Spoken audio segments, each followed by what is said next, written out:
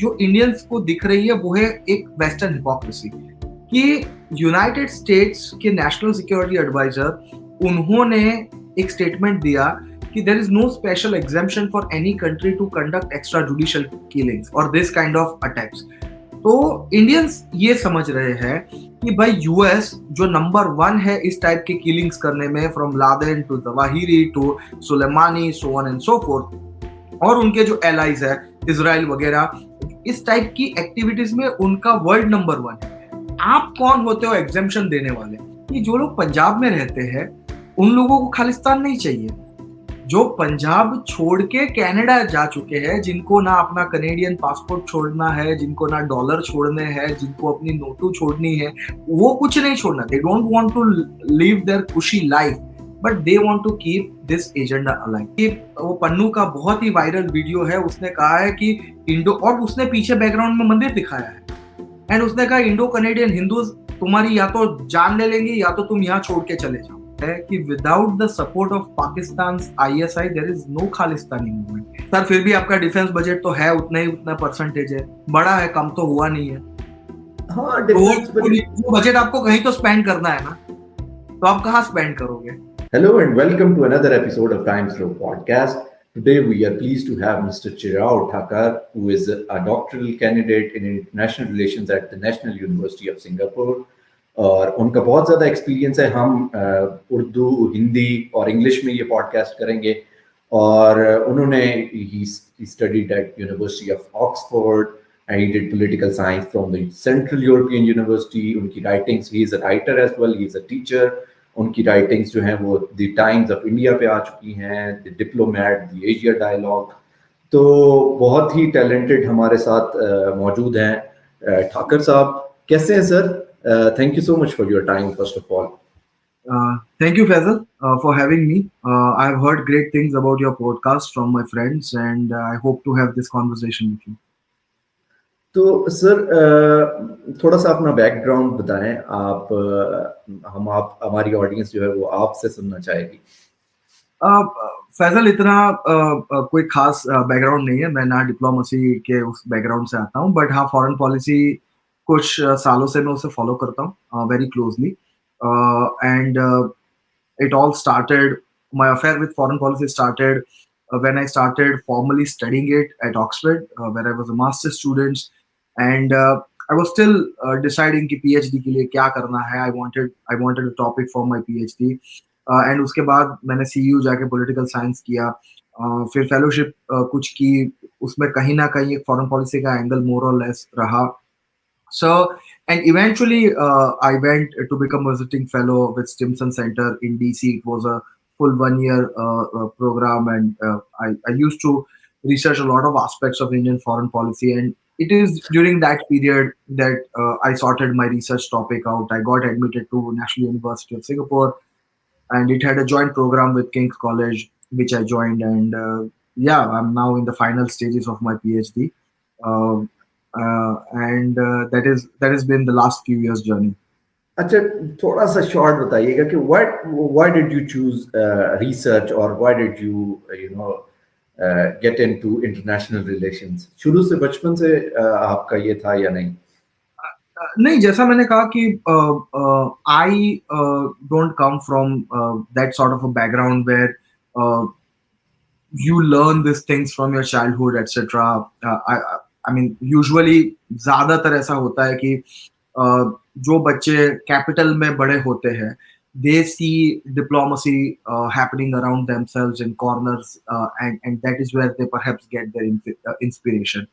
मैं अहमदाबाद से आता हूँ, एक बिजनेस सेंटर है जहाँ डिप्लोमेसी ये वो चीजें इतनी है नहीं, we are not primarily that way, very much politics oriented as well. हमारी politics भी ज़्यादातर stable है उस state की, and international politics से इतना ताल्लुक भी नहीं है हमारा, तो इतना कुछ खास वो initial background नहीं था, but gradually पढ़ते पढ़ते इतनी समझ आई कि India is becoming a very important player, and the world needs to know what is happening in New Delhi, what is New Delhi's perspective on several issues, and there is going to be a market space for ideas or people who can contribute to the realm of ideas. And I think from career perspective also, and so on and so forth, it was becoming quite clear that there is a space where you can go and contribute and make a mark for yourself. uh, तो बस वो जैसे जैसे समझ develop होती गई और interest develop होता गया, कुछ चीजें इंटरेस्ट की भी होती है कि, और then there was a blend of passion and profession getting aligning, and that's how I made the choice. अच्छा, ठीक है, आपका जो हम चलते हैं G20 की तरफ। हमने जो दो डिस्कशंस करनी हैं वो है, एक तो G20 और दूसरा जो है वो करंट जो इंडिया और कनाडा रिलेशंस हैं, जिस तरह से डेवलपमेंट हुई है रिसेंटली। मैं चलो पहले इंडिया और कनाडा रिलेशंस पे बात करना चाहूँगा कि कुछ महीने पहले जो सिख एक्टिविस्ट थे प्रो खालिस्तान, निजार, उनका कत्ल होता है। ही वाज असैसिनेटेड इन सरे, ब्रिटिश कोलंबिया। और फिर उसके बाद G20 समिट हो जाता है। Just after G20 summit parliament में जो जस्टिन ट्रूडो हैं वो एक बयान देते हैं कि there was involvement of Indian intelligence और हमारी सोवरेनिटी पे बहुत बड़ा एक अटैक हुआ है, जिसके लिए हमारे पास बहुत ज़्यादा प्रूफ्स भी हैं इस चीज़ के। तो उसके बाद जो आपने देखा डेवलपमेंट्स हुई, डिप्लोमेट्स जो हैं वो एक कंट्री से इंडिया ने निकाले, पहले कनाडा ने निकाले, फॉलोड बाय इंडिया। तो how is the response in India, main stream media को छोड़ के, हम ओवरऑल जो आपकी एक मेन थिंक टैंक्स हैं या एक पब्लिक व्यू के अलावा जो वहाँ पे जो पढ़ने वाले लिखने वाले लोग हैं, उनका क्या, how do they see the future of these relations between Canada and India? Fazal, I think if this conversation would have happened in classroom, I would have told my students that this is something called recency bias. So you chose G20 Canada instead of G20 first. That shows our recency bias कि if something is happening recently, तो हम उसमें थोड़ा ज़्यादा हमारा interest pick होता है. I would like to start with a correction. He did not say that we have lots of proof. The word that Justin Trudeau has been consistently using is that there are credible allegations, which is, to start with, is oxymoronic in something. Allegations are never credibility. मैंने आप बोला कि फैजल भाई ने ये गुनाह किया है, that is an allegation. उसको convert होता है conviction में once you present the evidence. Now there is some hearsay कि हाँ हमने now again they have not presented anything in public domain.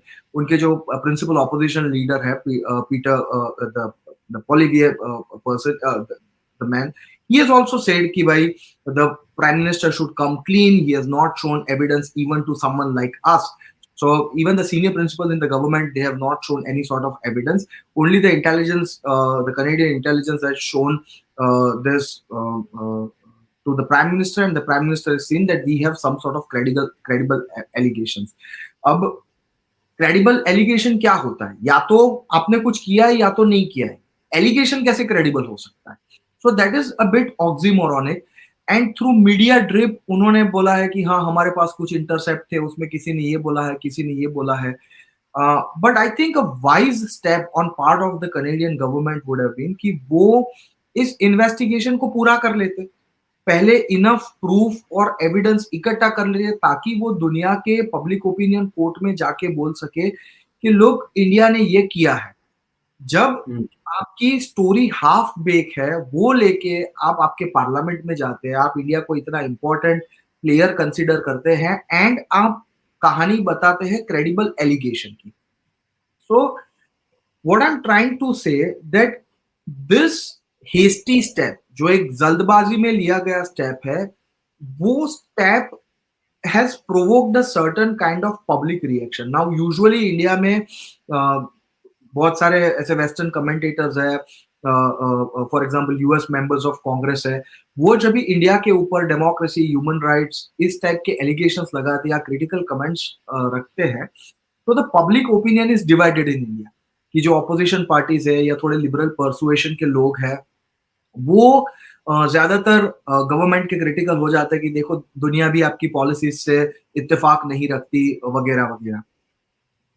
What has happened this time is, and I'll refer you to a very nice piece written in the Guardian by Hannah. I'm forgetting her last name. तो उसने एक चीज notice की है कि India में एक rare moment ऐसा है कि वहां पे you see all sections of civil society, public opinion, they are closing ranks with each other. तो ऐसा नहीं है कि only one section of media और मेन स्ट्रीम मीडिया गवर्नमेंट को सपोर्ट कर रहा है. Everybody is coming together on 2 or 3 grounds. एक 2 या 3 लॉजिक है जो उनको ड्राइव कर रहे हैं. एक, आप इंडिया के ऊपर इतना बड़ा आरोप लगा रहे हो बेस्ड ऑन क्रेडिबल एलिगेशंस. आपने इन्वेस्टिगेशन खत्म कर ली होती, you could have come to conclusion and then you could have raised fingers at us. तो आपने एक आधी अधूरी कहानी के ऊपर क्रेडिबल एलिगेशन बोल के हमारे ऊपर उंगली की है. And not only that, you are now going to the US, you are not now going to the G7 and saying कि इंडिया को बोलो अब हमें आके इस इन्वेस्टिगेशन में सपोर्ट करें. अब लास्ट स्टेटमेंट देखे जस्टिन ट्रूडो का, ही इज नॉट सेइंग कि इंडिया को ये करना चाहिए वो करना चाहिए. ही इज सेइंग कि हमारा इन्वेस्टिगेशन चल रहा है उसमें इंडिया आके हमें सपोर्ट करे. तो ये बात तो आप बिहाइंड द सीन भी यूएस से कन्वे करवा सकते थे. तो क्लोज डोर्स ये चीजें हो सकती थी. व्हाट डू यू थिंक कि ये मोटिवेशन होगी कि to make it public? I'll come to that, but let me finish this public opinion. तो एक तो ये चीज इंडियंस को थोड़ी है. दूसरी जो इंडियंस को दिख रही है वो है एक वेस्टर्न हिपोक्रेसी कि यूनाइटेड स्टेट्स के नेशनल सिक्योरिटी एडवाइजर उन्होंने एक स्टेटमेंट दिया कि there is no special exemption for any country to conduct extra judicial killings और दिस काइंड ऑफ अटैक्स. तो इंडियंस ये समझ रहे हैं कि भाई यूएस जो नंबर 1 है इस टाइप के किलिंग्स करने में, from Laden to Zawahiri to Soleimani, so on and so forth, और उनके जो एलाइज है इजराइल वगैरह, इस टाइप की एक्टिविटीज में उनका वर्ल्ड नंबर 1 है. आप कौन होते हो एग्जेम्पशन देने वाले? आपके देश की, आपके जो होमलैंड की सिक्योरिटी खतरे में होती है, you go and assassinate people. Why the same privileges should not other non-white countries should have it? So what Indians are feeling, where they feel slighted, is that this is some sort of a norms apartheid where one country or one set of countries are rule makers and there are another set of countries that are rule followers. And this has actually aggrieved a lot of Indians. They are worked up a bit, especially on Twitter, etc. If you see, and they think that it's time to push back on this. Now, why this story, half-baked story, was put out by Justin Trudeau? The Canadian version is, or at least that's what the Globe and Mail is saying, कि they got a whiff of this story and they were going to publish this story. तो वहां के media को इस कहानी का पता चल गया था कि गवर्नमेंट में इस टाइप की कुछ हलचल चल रही है. They were suppose to publish this story. तो ऐसी उनकी सरकार क्लूलेस ना लगे, क्योंकि you have to see this in the broader context. इस एपिसोड से पहले 1 साल से चाइनीज इंटरफियरेंस की स्टोरी चल रही थी जिसके ऊपर उनकी गवर्नमेंट ने कोई स्टेप नहीं लिया. बहुत लेट एक कमीशन बिठाया जिसके पहले मीडिया में चल रही थी. तो it was looking that media was on the top of Canadian government. The media was driving and pushing the agenda. तो इस एपिसोड में ऐसा ना लगे कि मीडिया ने स्टोरी ब्रेक की, इसलिए जस्टिन ट्रूडो पार्लियामेंट में उठकर स्टेटमेंट दे रहे हैं. And the Chinese redux is not happening again and again. That's the reason उन्होंने उनके एडिटर को बुला के कहा, this is again reported by Canadian media, कि आप 2 दिन रुक जाओ. Monday morning prime minister parliament में खड़े होके, और फिर भी उन्होंने कुछ चंद घंटों पहले स्टोरी अपनी ब्रेक कर दी. तो it was as if this entire chronology is to be believed, it was the media who was driving this half-baked story. अच्छा, तो ये मोटिवेशन थी. लेकिन ये देखें कि ठाकर भाई, जो एक खालिस्तान मूवमेंट है, ठीक है, वो इंटरनल इंडिया का इशू है, लेकिन उसने जो है वो इंडिया को ग्लोबली, यूएस में, यूके में, जिधर जिधर सिख्स हैं या प्रो खालिस्तान लोग हैं, उन्होंने तो इंडिया को इस तरह से, वो कहते हैं कि हमने तो इंडिया को एक्सपोज कर दिया है. ये पॉलिसीज जो हैं इंडिया की पहले भी रही हैं. एक पाकिस्तान में, I don't remember his name, एक एक्टिविस्ट थे, वो भी कत्ल हुए. और भी बहुत सारी जगहों पे जो है वो असैसिनेट सिख एक्टिविस्ट हुए। तो ये जो इस मामले को जो हवा मिली है, तो हाउ डू यू सी कि ये खालिस्तान का जो मामला है वो इसका फ्यूचर क्या होगा? देखिए, खालिस्तान एक बहुत ही इंटरेस्टिंग केस है एंड बहुत ही आयरॉनिक केस है, क्योंकि ज्यादातर जिनको अपना अलग देश चाहिए होता है वो देश में रहते हैं। फॉर एग्जाम्पल बलूच लोग हैं, there is a section of Baloch people who want a separate Balochistan, right? लेकिन वो लोग हैं जो अभी उस जमीन पे रह रहे, उस सरजमीन पे रह के वो अलग देश मांगते हैं। खालिस्तान में इश्यू ये है कि जो लोग पंजाब में रहते हैं उन लोगों को खालिस्तान नहीं चाहिए। जो पंजाब छोड़ के कनाडा जा चुके हैं, जिनको ना अपना कनेडियन पासपोर्ट छोड़ना है, जिनको ना डॉलर छोड़ने हैं, जिनको अपनी नोटू छोड़नी है, वो कुछ नहीं छोड़ना। They don't want to live their cushy life, but they want to keep this agenda alive. This is a rare incident. I'm not saying the only incident, but this is one of those rare incidences or rare social movements where those who want a separate homeland, they are sitting somewhere else and running the propaganda, and they are not even willing to let their pogs go. तो उनको ये पन्नू को भी अभी एक Indian news channel ने बुलाया था। वो अपने 5 स्टार घर में बैठा हुआ है, वो वहां पे BMW ड्राइव कर रहा है और उसको वो सब नहीं छोड़ना, लेकिन सुबह शाम उसको जाके बोलना है कि भाई मुझे खालिस्तान चाहिए। अब ये जो खालिस्तान इशू है, it had been very much died down after the insurgency of the 80s and 90s, and somehow it has come up. Now there's a long history. We don't have the time to go into all that, but one thing that you have to understand, that if these people are emboldened financially, logistically, it means that they have some kind of a roof under which they are operating, and their operating spaces are not within Punjab. Their operating spaces are somewhere in San Francisco, somewhere in Vancouver, somewhere in Sydney. What this is telling us, that for all their nefarious activities, they are getting some sort of a space to form themselves, to organize themselves, and to fund this kind of activities. These are not political fundings that are drawn from merely diaspora contributions. Of course, I'm assuming that there has to be some people who would be giving white money or legitimately earn money. I'm assuming, but a lot of the funding that comes from drugs, it comes from organized crime, as the government is suggesting, and these people directly indirectly have followers, very small micro minority, those who are into the business of drugs and arms in Punjab as well. So Punjab has a huge drug problem, and this then creates certain kind of gang loyalties that has alignment in different sections, and the eventual problem that it creates gang wars. It creates gangs wars in Punjab. It creates gangs wars in Canada, and in the name of Khalistan, what is essentially happening is a huge crime syndicate is running. Now, they may have political aspirations. That's a different story.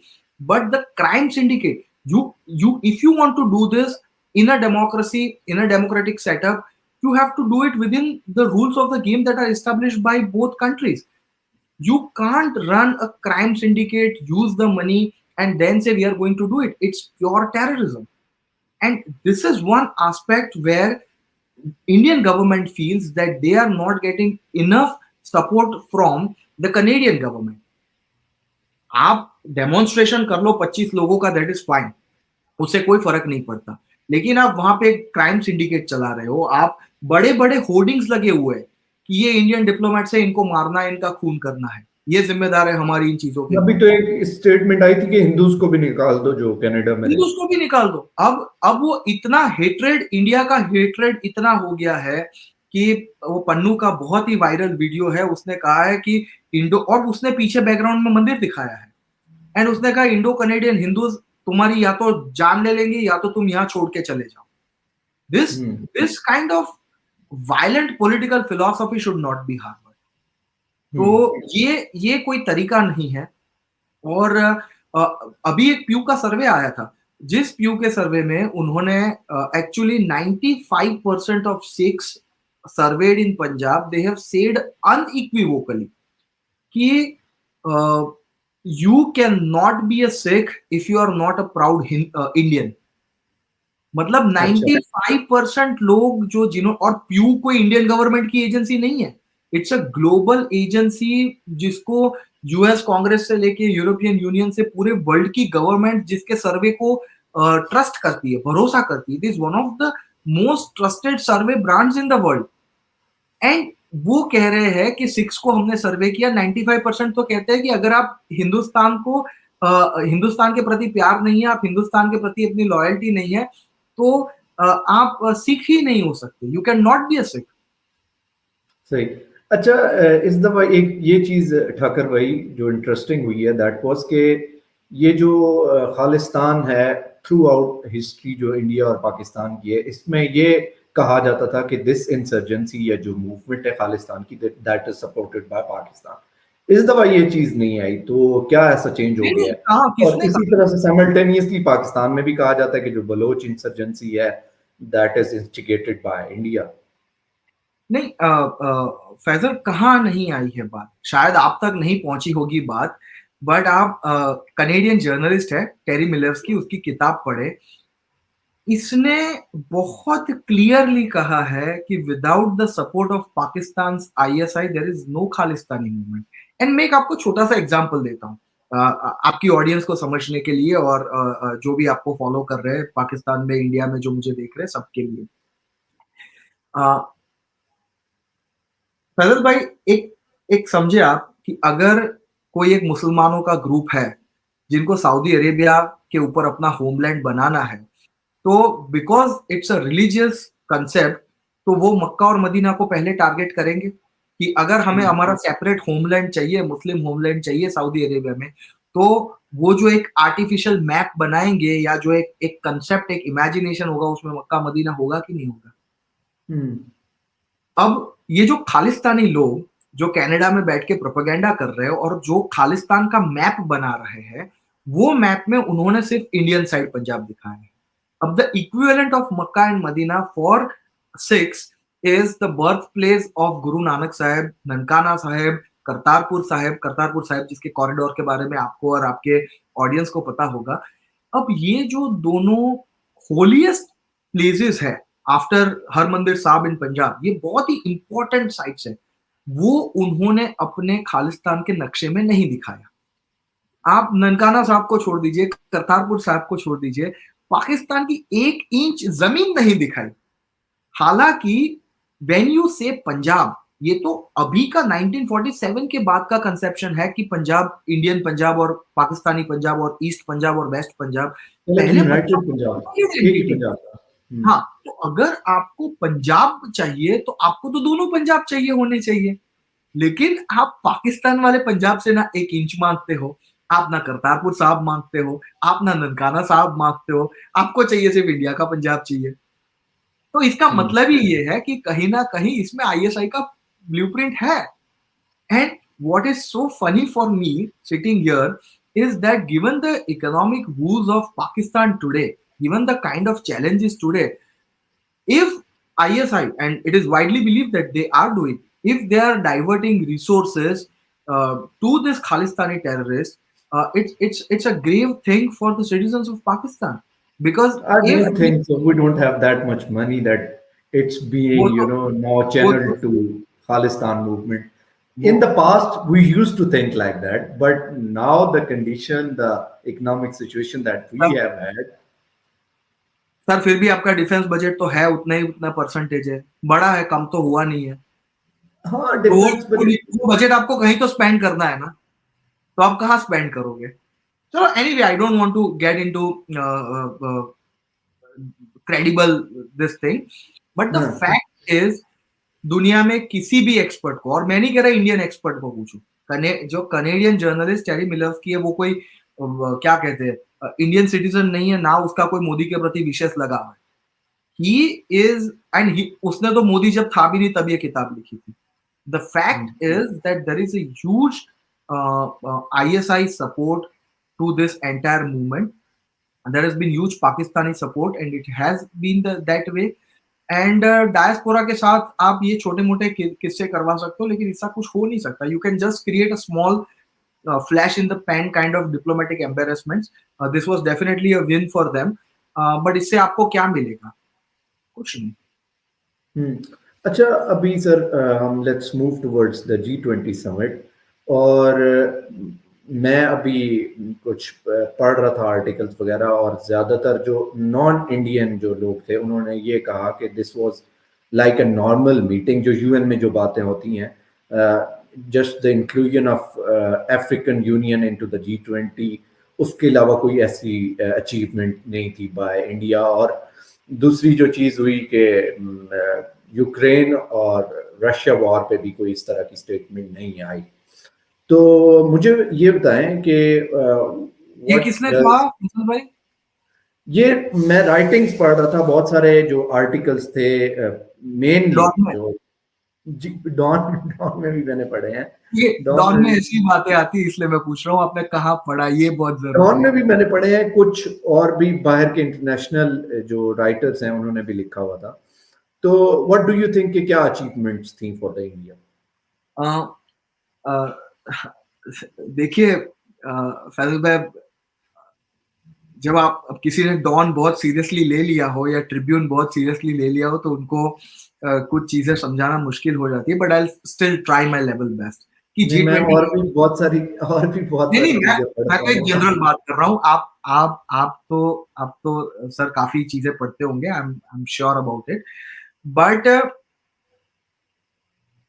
what I'm trying to say is that if you have a preconceived, pre-formulated opinion, then it's hard to drive a point. But let me first of all start with what G20 is, what can be considered an achievement in the context of G20, and what has happened in the last G20. ये तीनों चीजों को मैं quickly करूंगा. G20 शुरू होता है as a coordinating macroeconomic mechanism between world governments at the level of central banks and at the level of finance ministers. 2008 के फाइनेंशियल क्राइसिस के दौरान इसको एलिवेट किया जाता है हेड्स ऑफ स्टेट और गवर्नमेंट के लेवल पे. एंड जो एक premier macroeconomic coordination body थी, वो ग्रेजुअली अपना स्कोप एक्सपैंड करती है. तो today's G20 agenda, it's not limited to merely some obscure macroeconomic points that this policy mandarins and wonks come and talk together and coordinate among themselves. The agenda is quite expansive in nature. And what is happening right now, that you are talking about climate, you're talking about agriculture, you're talking about cryptocurrency, you're talking about tourism, you're talking about so many other things. Now, what happens is that for most global governance issues, uh, there is always a small body that is affected the most. तो जैसे for example crypto currency. अब जो छोटे छोटे island Nations है, जो किसी की 10,000 की पॉपुलेशन है, किसी की 2 लाख की पॉपुलेशन है, बेचारे छोटे कंट्रीज है, वहां पे इतने क्रिप्टो करेंसीज वाले लोग नहीं है. There might be a few those very interested, but the major 20 heavyweights around the world, they are affected the most. So if they can coordinate among themselves and they can establish a certain rule कि आगे जाके इसी तरह से we have to work on a specific topic, और इस type के laws हमें हमारी कंट्रीज में चाहिए, that consensus and coordination allows for a global consensus formation in countries like United Nations. So this is a small body where the countries, the major economies who are affected the most on so many other issues, they first develop, formulate consensus. There is a, it's an informal space, so you can, there is an exchange of idea, you can talk about each other's opinion. You can reduce the policy positions space between each other, and then it can be zoomed out and many other countries can be taken on board. So first of all, it is not anymore an esoteric economic macroeconomic coordination body. It has moved to a global governance body, in the sense that it informally decides ki whatever agenda they want to discuss this year, and they try to create a consensus of coordination between them, or at least reduce the gap in policy positions. And then whatever consensus is here created, it's then taken to other multilateral bodies of relevant nature. अब इस type के G20 में, इस साल के G20 में there are 72 outcome documents.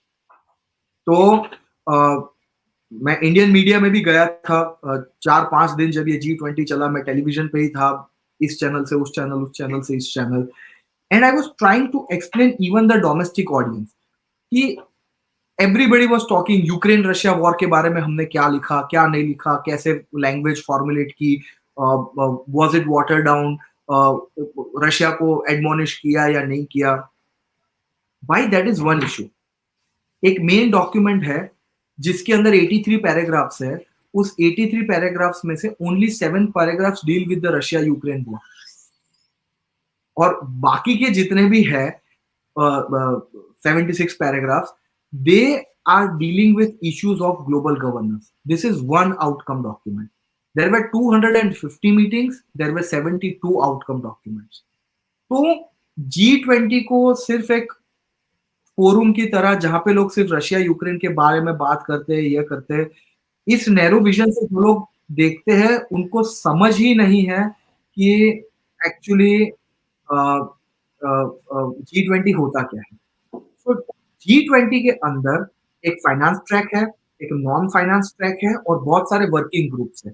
जो working groups they deal with a lot of issues, और हर इशू में जो ये 20 गवर्नमेंट्स के लोग आए थे, वो बैठे, उन्होंने अपनी पॉलिसी पोजीशन थी वो एक दूसरे को कन्वे की, और एक मिनिमम कंसेंसस बनाने का ट्राई किया कि किस तरह से हम एक स्पेसिफिक चैलेंज को, वो चाहे क्रिप्टो स्पेस में हो, क्लाइमेट स्पेस में हो, एग्रीकल्चर स्पेस में हो, फर्टिलाइजर स्पेस में हो, जो भी स्पेस है, उस स्पेस में अगर एक चैलेंज पूरे वर्ल्ड के लिए चैलेंज है, तो उसमें हम लोग कोऑर्डिनेशन कैसे कर सकते हैं एक दूसरे के साथ, उसके ऊपर लोगों ने एफर्ट किया।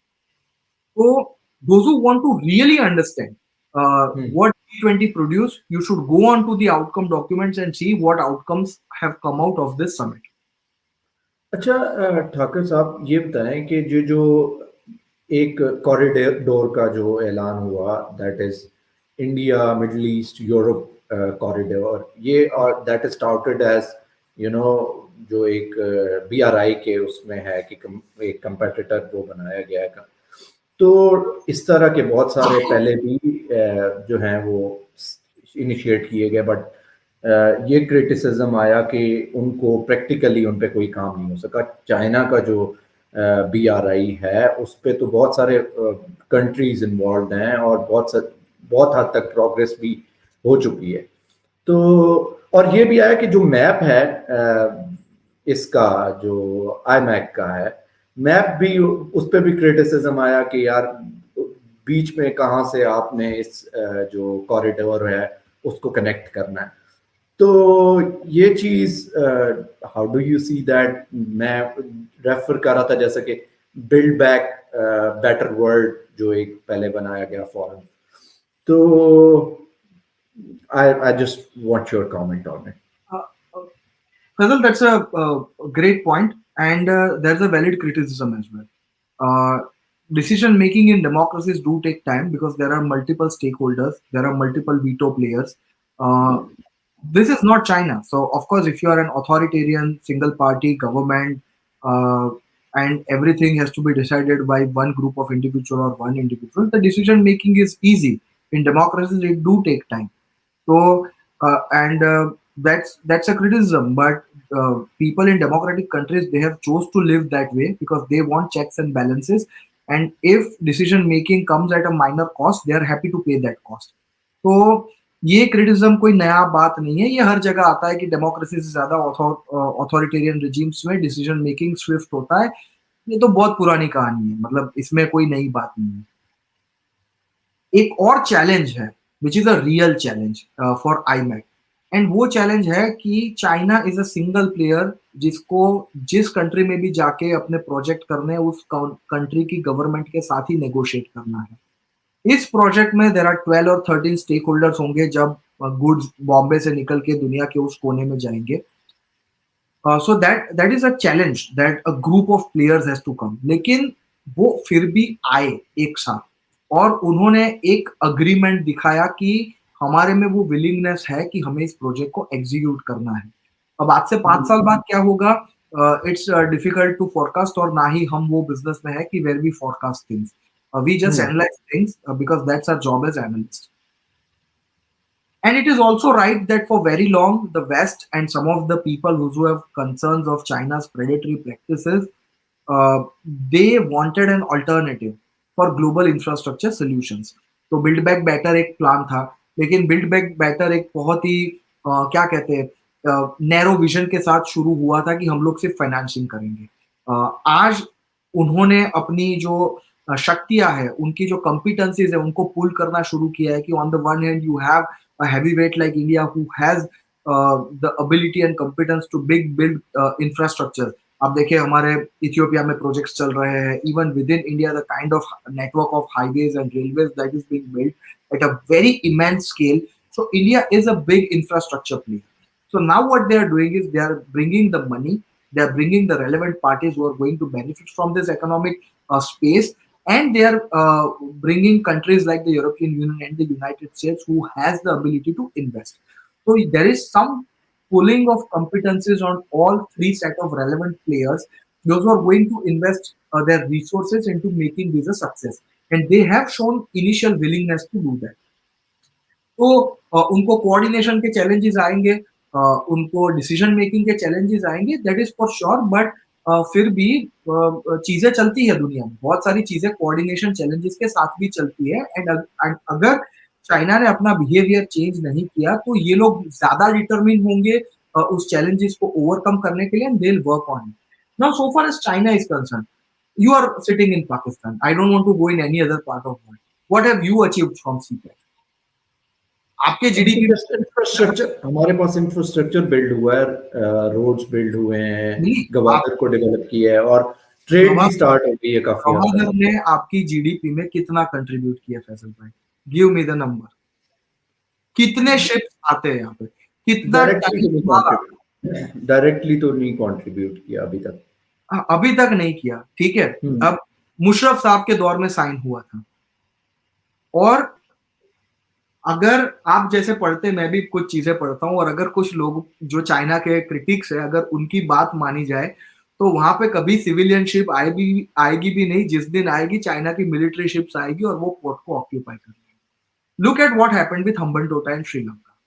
Look at what is happening in other parts of Africa.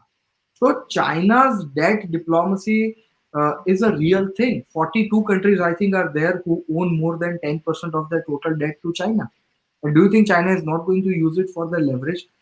So now China as a country has right to conduct itself the way it wants to do. But if other countries are concerned and they want an alternative, they are placing an alternative. जिसको participate करना होगा करेगा.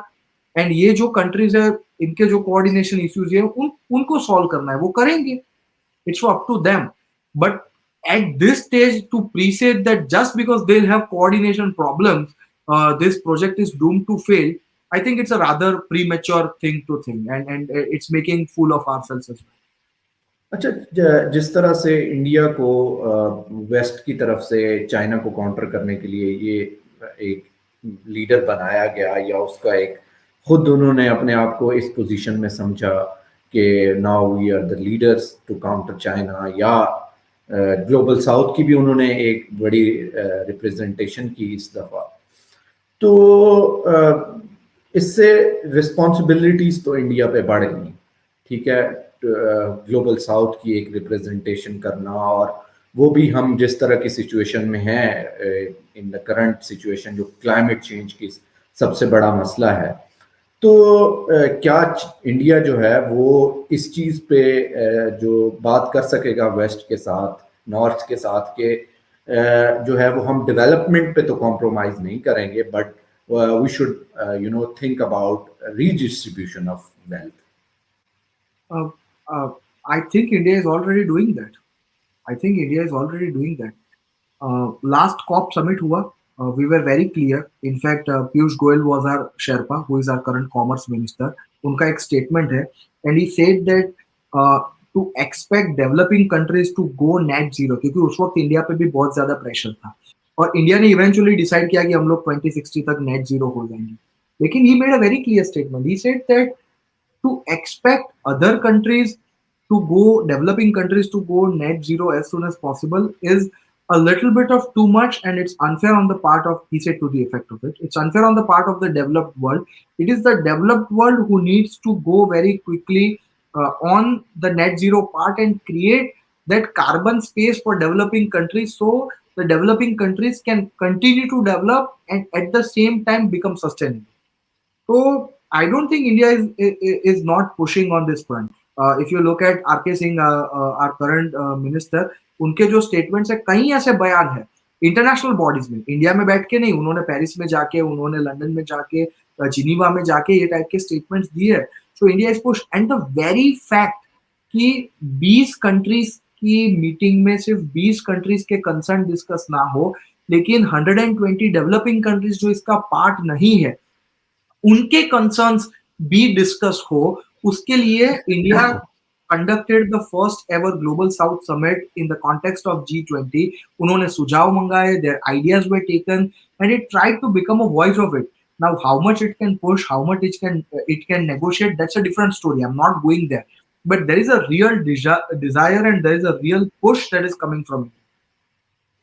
अच्छा, ठाकर साहब, जो एक और मैं जो हमारा दो के हमारे वो उसमें नहीं था एजेंडा में कि हम ये चीज़ डिस्कस करेंगे, but I would like to put it in this discussion. मैंने ज्योत्सना से भी पूछा था ये सवाल कि जो इंडिया और पाकिस्तान है वो उनके मतलब जिस तरह से इंडिया ने अपनी इकोनॉमिक फ्रंट पे प्रोग्रेस की, तो उसके बाद ज़्यादातर जो ये स्टेटमेंट्स आई कि इंडिया कोई पाकिस्तान के साथ मतलब कि कोई डेवलपमेंट्स नहीं करना चाहता इनके इन फॉरेन पॉलिसी, और लेकिन बीइंग अ नेबर आपने चलो ये अगर नेबर फर्स्ट पॉलिसी जो है इंडिया की उसको भी देखा जाए, और मैंने ज्योत्सना से पूछा तो उन्होंने कहा कि हम we are working on that, और हम अपने जो हमारे ईस्ट के नेबर्स हैं उनके साथ हम काम कर रहे हैं. लेकिन पाकिस्तान जो इट्स कंट्री ऑफ 240 मिलियन और एक बहुत बड़ी हमारे साथ बॉर्डर भी शेयर्ड है इंडिया का, जो कि जिस तरह की भी हमारी हिस्ट्री रही हो, लेकिन अगर नेबर्स एक दूसरे के साथ हॉस्टाइल हैं तो एक मुल्क जो है, अगर इमेजिन करें कि यूके है और यूके के फ्रांस के साथ आज एक वॉर शुरू हो जाए या कुछ, एक मैं अजम्पशन कर रहा हूँ, या कोई मसला हो जाए, तो उस तरह से तो फिर उनकी जो है वो प्रोग्रेस, जिस तरह की इकोनॉमिक प्रोग्रेस जो है वो एक वैसी नहीं रहेगी, या हालात जो हैं वो वहाँ पे इन्वेस्टमेंट के सूटेबल नहीं रहेंगे. तो क्या ये चीज़ इंडिया को पाकिस्तान को इग्नोर करना, डू यू थिंक कि ये एक अच्छा फॉरेन पॉलिसी के लिए ओमन है? देखिए, I don't think it's the characterization is right that India has ignored Pakistan. Uh, Modi, when he was sworn in as a prime minister, despite coming from a party which has conventionally had very strong views on Pakistan, he invited Nawaz Sharif. When Nawaz Sharif's birthday was there and he was returning from Kabul, उनके घर में शादी थी, वो अपनी best wishes देने in person गए थे, despite his own officials saying no to this. So India did what it had to do. Now the onus is on Pakistan. And ये क्वेश्चन मुझे बहुत सारे पाकिस्तानी फोरम्स पे, बहुत सारे इंटरेक्शंस में पूछा जाता है कि what is the first starting point. You know, the most heinous crime conducted on India's uh, Indian soil is the 26/11 attack, is the attack on India's parliament, and is the attack on the Legislative Assembly of Jammu and Kashmir. Two out of the three are the symbols of democracy, temples of democracy. उनके ऊपर Pakistan origin के militants ने आके attack किया है. Mumbai 26/11. If you really want to establish peace, if you really want to start a dialogue, if you really want to normalize the relation, और जैसे बाजवा साहब कहते थे कि हमें जियो पॉलिटिक्स से जियो इकोनॉमिक्स के ऊपर जाना है, अगर इतना आप में विजडम अब आ चुका है, and if you want to make that transition, the first and ideal suggestion is cooperate with India on 2611 pro. Headley जैसे लोगों ने भी पूरी कहानी बताई, अब मुशर्रफ साहब ने भी एडमिट कर दिया है जो एडमिट करना है। आपको the first goodwill gesture should come from Pakistan कि उस वक्त जो हुआ वो हुआ, we want to start a fresh chapter, we want to pivot to geoeconomics and we will cooperate and support you in the 2611 probe, the culprits will be handed to you। आप लेकिन दिखाइए, मुझे आप एक बड़प्पन दिखाइए ना। वो इंडिया आप क्या कर ले, इंडिया ने तो आपको प्रूफ दिया, सारी चीजें दी, आप बड़प्पन दिखाइए ना। चलो शुरू करते, नई कहानी शुरू करते। अच्छा There needs Thakur to be साहब some ये movement from देखें, Pakistan side as ये well। देखें, लेकिन अगर जैसे उड़ी जैसे अटैक्स हैं, सर्जिकल स्ट्राइक्स हैं, अगर एक मुल्क अगर सीरियस है उस चीज़ पे, तो वो इस तरह के इवेंट्स करा, इस तरह के जो है वो इंसिडेंट्स करा लेता है। और पब्लिक में भी ये चीज़ जब इलेक्शंस आना शुरू होते हैं, तो अभी ये आपके जो गवर्नर मलिक साहब हैं उनकी स्टेटमेंट थी, और वो कहते हैं, उन्होंने ये भी कहा कि मैंने ये तो इस तरह के इवेंट्स कराना चाहते हैं ताकि दोबारा कोई ना, और अभी भी ये कहा जा रहा है कि तो आप इंतजार करें कि कोई ऐसा इवेंट किया जाए। गवर्नर मलिक ने क्या कहा, कहानी कहा। गवर्नर मलिक के जब तक मोदी साहब के साथ अच्छे बनते थे, वो कुछ नहीं बोलते थे, वो मोदी साहब के साथ बैठते थे, हर इवेंट में जाते थे, उनकी गाड़ी में घूमते थे, तालियां बजाते थे। लेकिन जिस दिन उनकी मोदी जी के साथ पड्डा पड़ गया, उन्होंने स्टेटमेंट देना शुरू कर दिया। तो मेरी एक थियरी है, जो डिसग्रंटेड पॉलिटिशियन होते हैं दुनिया के किसी भी कंट्री के हो, कि जिनको सीट ना मिलने के बाद अंगूर खट्टे वो पोजीशन में जो आ जाते हैं ना, उनके स्टेटमेंट्स को सीरियसली नहीं लेना चाहिए। The fact of the matter is that when Imran Khan government was there, sugar was on a short supply, tomatoes were in short supply, cancer medicines were in short supply। उस वक्त इमरान खान ने बोला कि मैं India से medicine भी मंगवाना नहीं चाहता। अगर उनको मेडिसिन नहीं चाहिए, अपने लोग मरते हुए कैंसर के मरीजों के लिए मेडिसिन नहीं चाहिए इंडिया से, इतना आपका हेट्रेड है, सर आप क्या बात करते हैं। अब मैं एक give allow me to give two examples. आपके former ambassador high commissioner to India थे अब्दुल बासित साहब, उनका अभी एक शो हुआ, उसमें उन्होंने जाहिद हामिद को बुलाया और दोनों डिस्कस कर रहे हैं कि इंडिया का चंद्रयान तो ग्राफिक्स वालों ने बनाई हुई गेम है, जो कंप्यूटर ग्राफिक्स में बनाई है। अब आपका इतना हेट्रेड है एक देश के लिए कि आप इंडिया के चंद्रयान को एक कंप्यूटर ग्राफिक्स की गेम समझते हो, and you were the former ambassador, the high commissioner to India. अब इतनी नफरत है कि आप उस देश के चंद्रयान की उपलब्धि को, उसकी अचीवमेंट को दो टूक एक्सेप्ट नहीं कर सकते। इतना जब आप में जहर भरा हुआ है तो कहां से नॉर्मलाइज होंगे रिलेशन। तो sir I think it's a matter of mindset, it's a matter of gesture, and if seriously this country has to rethink, reconsider. And मैं नहीं कह रहा कि एक कंट्री को करना है, दोनों को करना है, लेकिन the gesture has to come from Pakistan. And I'm not saying this as an Indian. I'm saying as someone who has analyzed this thing and have seen that every time India has put the effort to normalize the relation, there have been disruptive elements who has tried to disrupt the entire process. And now the onus squarely lies on Pakistan if it wants to reestablish this relationship. Thakur भाई, last but not least, मैं I would like you to, have few statements on India, या few कोई बातें कर लें आप India और Kabul, Delhi and Kabul relations with the Taliban regime। तो अभी मैं देख रहा था जस्ट बिफोर आवर पॉडकास्ट, तो एक रीजनल सिक्योरिटी मीटिंग हुई इन रशिया, तो वहाँ पे इंडियन डेलीगेट्स भी गए हैं। तो क्या आप समझते हैं कि जो अभी जो तालिबान रेजीम है वो इंडिया के साथ जिस तरह के, और ख़ास तौर पर पाकिस्तान में जो कुछ इवेंट्स हो रहे हैं, टेररिस्ट अटैक्स हो रहे हैं, कल एक हुआ है ईद मिलादुन्नबी के मौके पर, और बहुत like it's going, the TTP is going with full force now, और बहुत ज़्यादा टेररिस्ट अटैक्स हो रहे हैं, और बहुत ज़्यादा SKP जो है वो, उसके अलावा जो खुरासान प्रोविंस वाले हैं, खुरासान स्टेट वाले, सॉरी। तो इंडियन जो अफगान सॉइल है वो टेररिज्म के लिए दैट हैज बिकम एक दोबारा एक ब्रीडिंग ग्राउंड जो है वो बन चुका है. तो what would be the relations between India and Afghanistan? See, right now, we don't have the kind of relation that we used to have with the Karzai government or the previous governments. हमारे इस वक्त उस किस्म के ताल्लुकात नहीं हैं.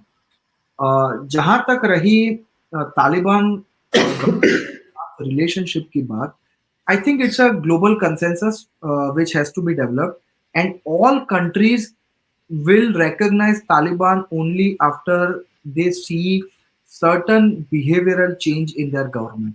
And it's an ongoing process, जिसके बारे में अभी हम लोग कुछ कह नहीं सकते. Taliban themselves are interested in having good relations with India. As the previous government had, they wanted the same kind of support, financial aid, arms, etc. तो वो जो सपोर्ट हम लोग पहले देते थे करजाई गवर्नमेंट वगैरह को, they want the same type of government support. और इंफ्रास्ट्रक्चर प्रोजेक्ट्स भी हो रहे हैं इंडिया की तरफ से. Infrastructure projects was our main thing. हमारे infrastructure, the kind of stadiums, hospitals जो हमने वहां पे बनाए, ब्रिजेस बनाए, एक्सेट्रा, पार्लियामेंट बिल्डिंग हमारी बनाई हुई है. तो हमारा इंफ्रास्ट्रक्चर सपोर्ट बहुत बड़ा था. And we were I think after EU or Japan, or maybe after US and Japan, we were the third biggest contributor to that government in Afghanistan. And मैंने इस बुक चैप्टर भी लिखा हुआ है India की फ्यूचर स्ट्रेटेजीज की, India को किस टाइप की स्ट्रेटेजीज रखनी चाहिए. लेकिन currently we don't have that sort of relationship. Now, so far as Taliban is concerned, the TTP is concerned, the TTP, ISKP group, whatever these people, because these labels media में ऐसे लगते हैं, but if you look at the people, they are the same group of people who have very fluid loyalty. Someday they are with ISKP, someday they are with TTP. So sometimes it is difficult to exactly identify who is where. In the study of terrorism, this is a general issue with the study of terrorism because the labels keep on changing. But these people, I think, they had this natural contempt for the Durand Line. They had the natural contempt for the government in Pakistan. They had natural contempt over certain methods of ISI. They have not forgotten how they were treated during the 10-15 years period preceding to the fall of Kabul. And most importantly, if you are weaker, your enemies will hit you harder. So they know what kind of economic situation Pakistan is in right now. They are emboldened that currently there is a caretaker prime minister, and this fate is considered since it's continuing since the time of Imran Khan. Imran Khan के वक्त भी बहुत ज्यादा terrorist attack हुए थे. हालांकि they were not of this heinous nature and perhaps they did not receive this kind of continuous media attention. Shahbaz शरीफ के वक्त में भी हुए थे और अभी भी हो रहा है. And now specially when you have a caretaker government, you are about to go on an election, you are at the lowest point.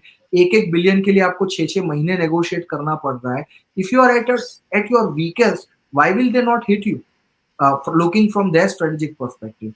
So I think it has predominantly to do with the bad history, their objectives, and so to say, the fact that they find Pakistan an easy and weak target at this particular point. Do you think Indian जो intelligence agencies हैं, they would be in support of them to hit Pakistan more?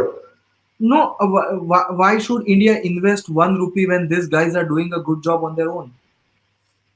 अगर वो खुद से ही इतना कर रहे हैं, तो इंडिया को सपोर्ट करने की कोई जरूरत नहीं. तो बलोच इंसर्जेंसी को सपोर्ट नहीं करते जो है Indian intelligence. There is a section of India which thinks that Balochistan people, if they aspire, and the section of Indian opinion that supports or thinks of giving moral support to Balochistan, that I think comes from a tit for a tat move. कि अगर पाकिस्तान कश्मीर को support करता है तो हमें बलोचिस्तान को support करना चाहिए. But I think that largely falls in a sort of a reactive public opinion space. But to the best of my knowledge, it's not a government policy to extend any sort of support. और अगर होता ऐसा तो कहीं ना कोई leak हो जाता, कोई एविडेंस मिलता, कोई वेस्टर्न इंटेलिजेंस एजेंसी कोई छोटा सा एविडेंस दे देती, but to the best of my knowledge, I have not come across any such evidence. Kulbhushan Yadav was an example, लेकिन खैर मैं उस तरफ नहीं जाना चाहूंगा. Kulbhushan Yadav is a contested this thing. It's your word against my word and my word against your word. So um, again, the facts are not clear to us. Both sides are presenting different facts. But even मैं तो ये कह रहा हूँ कि कुलभूषण जाधव तो एक है. हमारे तो चाइना के साथ जो ताल्लुकात थे उसमें हमारी साइड से 2021 सोल्जर्स शहीद हुए. चाइना के side I think the number is around 43 शहीद हुए. हमसे ऑलमोस्ट डबल सैनिक शहीद हुए. लेकिन फिर भी we have continued our conversation, but because it's a state to state confrontation, we can go and talk to them. Pakistan, the problem is that there are militant groups that are allowed to run free. Then there is the army, then there is the civilian government. We don't know who to go to and talk to. So that is a bit of a problem. अच्छा ठाकर साहब, मेरी जो climate change पे वो मैं एक personally उस पे वो देखता रहता हूँ, पढ़ता रहता हूँ.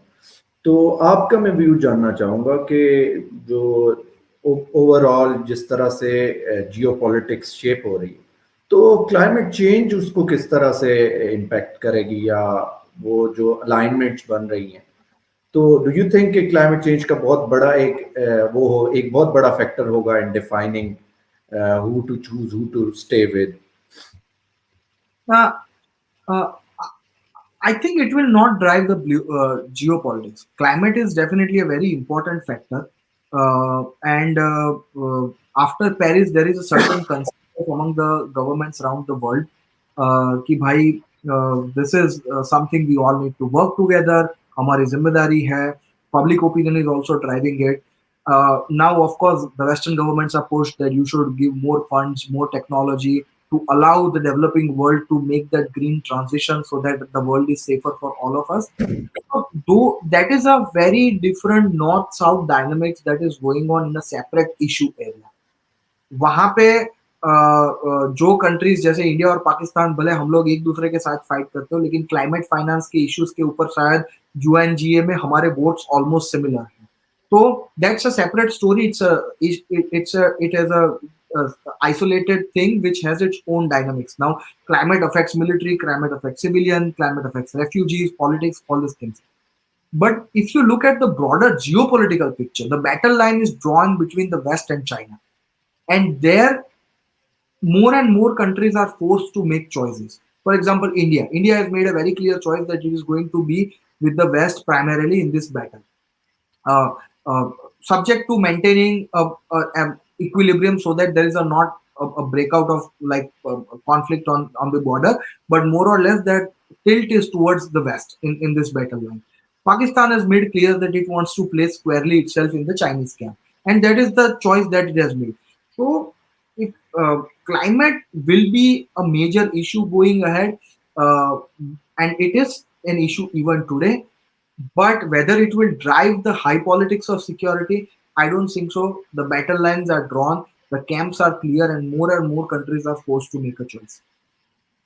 चलें, thank you so much Thakar भाई फॉर योर टाइम. बहुत अच्छा लगा आपसे बात करके, आपके व्यूज जानकर. तो hopefully our audience would like this, और शेयर भी करेंगे इंडियंस के साथ. हमारे दोस्त जो हैं जुड़ेंगे हमारे साथ. बहुत शुक्रिया.